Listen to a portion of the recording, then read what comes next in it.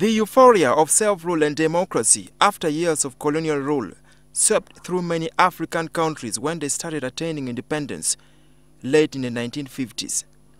Many African leaders then came to power through organized elections. It is this that Kenyan politician and academic Professor Anyang Nyong'o blames for the failure by leaders to hand over power. Most of those governments, after taking power,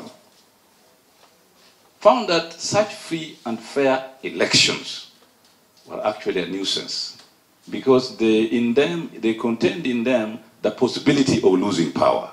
Referring to the path taken by Kenya, especially in the Daniel Arap Moi regime, and Zimbabwe under Robert Mugabe, Anyang Nyong'o believes that elected leaders have eroded democracy in Africa.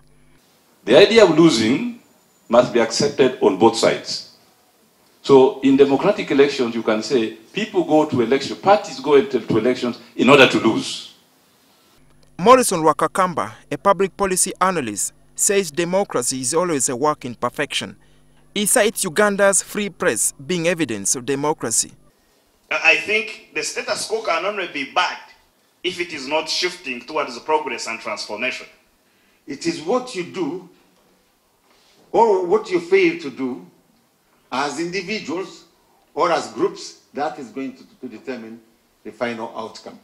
Professor Baregu Mwesuga's view was echoed by some who attended the regional debate on elections, electoral politics, and political change in Africa. Power is never donated. Power is like a woman is like a wife. Can you donate your wife peacefully? How? We should tell our leaders and the president that there is life after presidents, so they should not fear to lose election. And according to Betty Kamya, the president of the Uganda Federal Alliance, democracy has eluded Uganda because many people look at individuals as opposed to the system they create. The patronage we cry about from this country emanates from our constitution, which makes the president the alpha and the omega. The dialogue was organized by African Research and Resources Forum in collaboration with the Great Lakes Institute for Strategic Studies. Moses Akena, NTV.